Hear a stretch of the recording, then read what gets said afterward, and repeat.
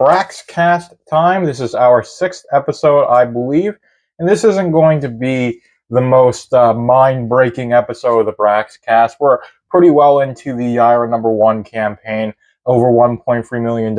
It surpassed Alpha Core in terms of revenue, but we haven't had that big hype with the launch, and we haven't had these series of announcements because they've gone through all the benchmarks. So we're pretty well into the promotional period of Yaira #1. I did want to show off this art of Brian Solari and Ingrid Valdez from Yaira #1. These are pencils from Deborah Carita. I believe this is going to be in Yaira #1. This is a great looking piece of art. Ingrid Valdez is established to be a bodybuilder. If you've read her Dokimon card, she definitely has the look of that here. She's a very well-toned and well-built woman, if I have to say. So is Brian Solari, and of course Braxwell as well. Is one of the reasons why I love the Riververse. All the characters are very much aesthetically pleasing and proportionate, which is not something that all comic books do these days. But like I said, there isn't really too much to go into with the Yaira #1 promotional campaign. There was a long-form interview with Kenan White and Eric July. It's on his channel, the Riververse channel. It's on all social media. I recommend you check that out. And there was a Meet the Riververse team for the Saska Sisters, a little 5-minute video, which is also pretty cool. I'd recommend checking that out as well if you're interested in the staff and more of the process and the thought process of the lore masters and the art editor of Riververse. And I did watch a good portion of the interview with Kenan White. And one of the interesting things he said in that interview was that doing art editing is like teaching, which I didn't really expect at all, but that was an interesting insight, and I figure I would give it to all of you here. But with that out of the way, we're going into the concept art book. So this is the Isom, the official and original concept art of Riververse Comics. So this is a 16-page floppy that was sold for $75 with the Isom 1 campaign. Only 2,000 were ever sold, and I'm getting it right here. Eric July did the narration. Marcos Rios did the concept art, and he's the concept artist for the entirety of the Riververse, and Eric Weathers did the lettering for this book. And it's a very basic, bare-bones book. And as a book in itself, is it worth the $75? No. But is this worth $75 as being a hardcore collector's item? Someone who had faith in Isom and Riververse as being a something with staying power, something that you would want to be invested in, and you buy this book to show that you are invested in it and have basically all the possible information you can without having access to the mind of Eric July and his Universe Bible. I would say so, yes. I do like the concept art book, and I did take pictures of of every single page before I had it graded.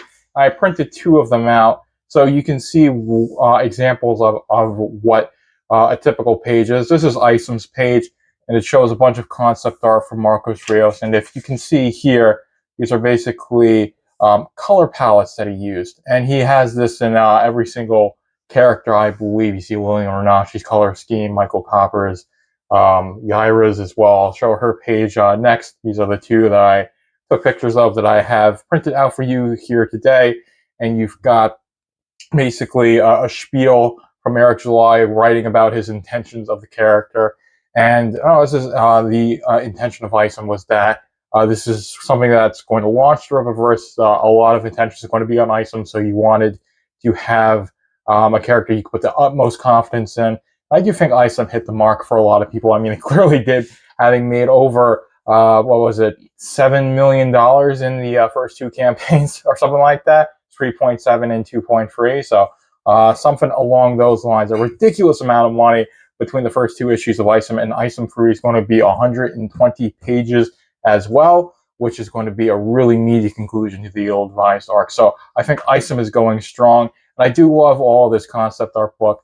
This concept art from Marcos Rios is really cool, just to see this inside of the character. And a lot of people say, well, this isn't concept art. To me, it definitely is. It's art of the character that isn't in a final completed book. Of course, Cliff Richards did the art of Isom and Isom 1 and Isom 2, and those are the only 2 books that Isom appears in so far. He isn't in Yaira. Well, don't know if he's in Yaira #1, but he's definitely not in Alpha Core #1. As far as we know, could he be in Isom? Could he be in Yaira #1? Who knows? But as far as I know, Isom has only appeared in Isom 1 and Isom 2, and he's had a pretty great start. People responded well to Isom as a character, and I think we want to find out more about him, more about the entirety of the Rippaverse as well. And we've got Yaira's concept art page. This art here is something the Saska sisters have shared a lot. I do really like her costume design, and the intention with Yaira was that she would be striking and seen as special, even when she isn't powered on. So she's got, her eyes closed. She has all the ice shooting out of her fingertips. You can see, I'll show this here. This is a bit small, but you might be able to see here that she's got some like blue thing going on here. I do like this shot of Yaira in her costume in the action pose, but she's like a 6'3", 215-pound woman. Blonde hair, porcelain skin, a very striking figure, even when she's taking on the life of a civilian, and that was intentional from Eric July and and Marcos Rios.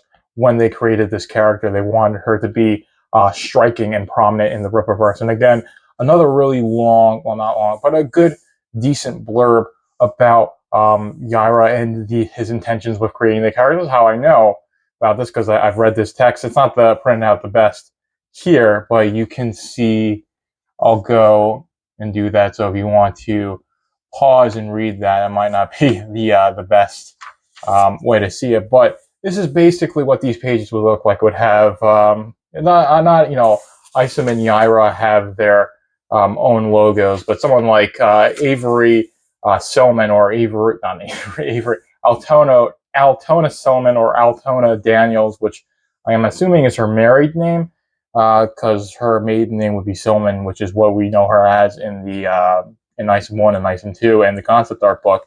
Don't have this, wouldn't have an extravagant logo like that, and so is for everyone. And I don't have Brian Solari's page printed out, but it shows him in a different Alpha Core uniform. It shows, like I said, you can see here, basically, color palettes. It gives you an idea of what colors consist of Yaira's costume, or Wuling Renashi's, or Brian Solari's as well, which I do think is interesting. So for what this book is, we'll see, we have this here. So for what this book is, I do think it's a nice, solid little addition to the Rippaverse.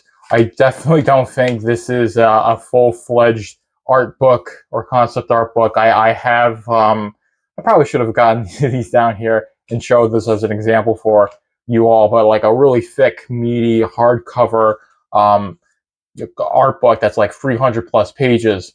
It's definitely not that. This is a 1 of 2,000 collector's items that has basically as much concept art that they could possibly do, with Isom #1 being the only book out when this was released. It was released alongside Isom 1, and all you had was everything that Isom #1 established, and this was the concept art that went along with it. It gave you insight into the characters. It also revealed the name of Cedric Gaucho. So Cedric Gaucho is the owner of Taylorsville. He makes costumes for the SSWL, and he also made Isom costume. Well, I'm guessing a bunch of other heroes as well. That's his intention, and we only figure out his name, only know his name because of the concept art book. So that's a very nice thing. I think it probably would have been better to have had his name, sorry, in Isom #1, but it's cool that his name was in this book, and you get to find out a little about him. And he's definitely got this intention of informing and cueing the reader more into the universe. That's Eric's intention. That's what he stated in his little blurb here. So again, every character has a little blurb, but it gives you more information about what Eric July's thought process, because he was the one who narrated the book, which again is a very interesting thing. So if you were one of these people, like me, when Isom 1 came around and you were very much invested in what he was doing. You saw the fact that this had long-term staying power, the fact that this wasn't going to be a flash in the pan, and you wanted all the information, you wanted as many collector's items as possible. I think this book served this purpose. One of two, this is one of 2,000, so they only ever printed 2,000. Made this a pretty limited edition. Again, would I have liked this to have been a bit meatier with better binding than it does? Maybe a little higher paper quality, yes, but this again is just a collector's item for the most part, and the information it gave to me at the time I think was valuable. I really liked it, so I'm not going to go ahead and knock it. And again, this was a very simple book. You can't see the binding, but it's a stapled book. It's basically a floppy. So it's not really something in terms of the book itself, in terms of its page count, in terms of its binding. You're going about that. It's not worth $75, but it's worth $75 in the terms of this being a cool collector's item that is much more cooler than like some special foil cover. Yes, and they also did, the 4 covers, cover D, the creator's edition as well. So I do think this is better than something like the creator's edition in terms of being a cool collector's item, because it also gives you that information. Like I said, you've got a good amount of information on all the big characters that appear in Isom #1, which includes Michael Copper and Lily Renashi. It doesn't really give everything away. It doesn't explain everything, and I think that's another thing that a lot of people criticize the Rippaverse for, like Michael Copper and Lily Renashi's powers not being super well known, even though they've had 2 comic book appearances. They only appear in one page, 1 or 2 pages in Isom #1, and for all of Alpha Core 1, they're working through other people. Billy Bob and Galvin are the ones doing the dirty work, and they're just orchestrating it, which gives them this mystery and intrigue that's going to unfold over a series of issues, which I think is a very interesting storyline. It's keeping me hooked. It's keeping a good amount of other people hooked, but that's not typically for everybody, and that is okay. But I think with that, I really have ranted on long enough. The concept art book is good. I like it. You can't buy it from Rippaverse Comics. 1 of 2,000 were only printed. They were only sold it during the Isom 1 campaign. So if you want to buy it, you have to go to the secondary market. So you're looking at eBay, maybe an LCS has one of these copies stashed away somewhere, or you have a friend who wants to get rid of his copy and you can buy it from him. But if you want to get this book and you want to read it physically, getting a copy on eBay is your best bet, but it could be less than $75. It could be more than $75. It just depends on what the value is perceived to be at the time that you get it. And with the way the Rippaverse is going, I think anything attached to it that is limited and not in print or being sold anymore is going to have some value. But hey, that's just my thoughts, my opinions. I, of course, am a super fan of the Rippaverse. That's why I started the Braxcast, and I really hope you enjoyed this one. Like I said, a bit of a slow news week for the Rippaverse. Things are starting to cool down. We are at 1.3 million on the Yaira #1 campaign, surpassing Alpha Core in terms of revenue, which I think is fantastic. But the promotional trail is definitely settling in. We've gotten through all these stretch goals or the benchmarks as it's on the campaign page. So they've gone through all those announcements and really just waiting for the books to get shipped, and so we can dig into that and really talk about it. Yaira 1, of course, I'm going to review it. I'm going to be doing a bunch of Braxcast content about the book and what it implies for the Rippaverse, but that day isn't the day. Again, hope you enjoyed this one, and Joker is out. Thank you for tuning in to the Braxcast. Be sure to like, comment, follow, and subscribe to keep up with the Rippaverse.